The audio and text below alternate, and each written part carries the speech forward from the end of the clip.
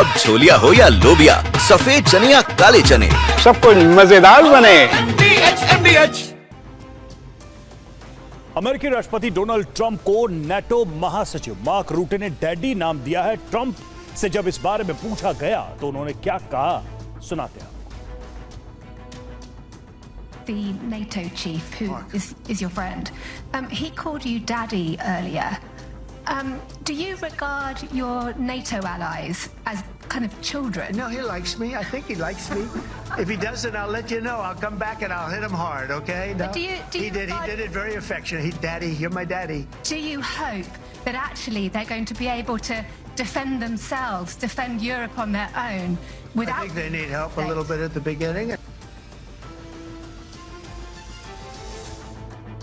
अमेरिकी राष्ट्रपति Donald Trump के एक बयान की काफी चर्चा हो रही है। दरअसल ट्रंप ने कहा है कि इजराइल और ईरान का युद्ध एक बार फिर से शुरू हो सकता है। 24 जून को ट्रंप ने घोषणा की थी कि इसराइल और ईरान के बीच पूर्ण और स्थायी युद्ध विराम लागू हो चुका है। दावा किया गया था कि दोनों देशों के बीच 12 दिनों से जारी युद्ध थम गया है, लेकिन उस ऐलान के 3 दिन बाद ही ट्रंप ने एक और चौंकाने वाला दावा कर दिया। उन्होंने कुछ ऐसा कह दिया जो बेहद चौंकाने वाला था। इसराइल और ईरान के बीच सीज फायर करवाने वाले ट्रंप का कहना है कि इसराइल और ईरान का युद्ध फिर से शुरू हो सकता है। दोनों देश एक बार फिर युद्ध के मैदान में आमने सामने आ सकते हैं। सिर्फ इतना ही नहीं, उन्होंने ये भी कहा कि अमेरिका भी युद्ध में शामिल हो सकता है अगर ईरान ने न्यूक्लियर कार्यक्रम फिर से शुरू किया।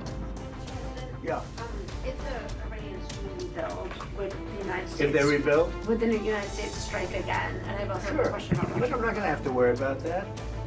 It's gone for years. Very tough to rebuild because the whole thing is collapsed. In other words, inside, it's all collapsed. Nobody can get in to see it because it's collapsed. You can't go in to see a room that has, 10 million tons of rock in it. हालांकि Trump ने यह भी कहा है कि America अगले सप्ताह Iran के साथ फिर से बातचीत करने जा रहा है। उन्हें उम्मीद है कि अमेरिका और ईरान के बीच कुछ मुद्दों पर समझौता भी हो सकता है। ईरान और इजराइल के बीच सीज फायर का ऐलान किए जाने के बाद भी पश्चिम एशिया में अनिश्चितता का माहौल बना हुआ है। दोनों देशों के बीच 12 दिनों तक जमकर संघर्ष चला। कुछ रिपोर्ट्स में कहा गया है कि ईरान के परमाणु कार्यक्रम पर अमेरिकी हमलों ने उसके परमाणु कार्यक्रम को केवल कुछ महीनों के लिए पीछे कर दिया है। डोनाल्ड ट्रंप का दावा है कि अमेरिका ने ईरान के परमाणु कार्यक्रम को पूरी तरह से तबाह कर दिया है, लेकिन संयुक्त राष्ट्र परमाणु निगरानी प्रमुख का दावा कुछ और ही है। देखिए रिपोर्ट। अमेरिका ने कुछ दिन पहले ईरान के परमाणु ठिकानों पर ताबड़तोड़ बमबारी की थी। ईरान के 3 न्यूक्लियर साइट्स पर बंकर बस्टर बम गिराए थे।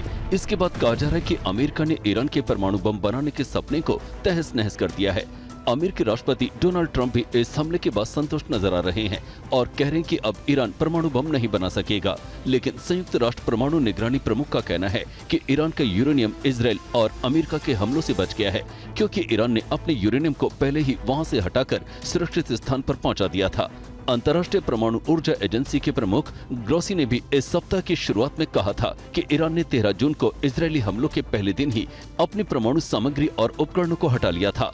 ईरान के परमाणु ठिकाने से गायब यूरेनियम 60% तक शुद्ध है और इनसे 10 से भी ज्यादा परमाणु हथियार बनाए जा सकते हैं।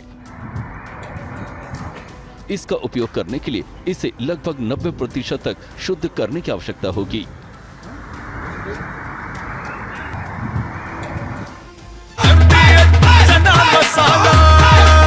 अब छोलिया हो या लोबिया, सफेद चने या काले चने, सब कुछ मजेदार बने।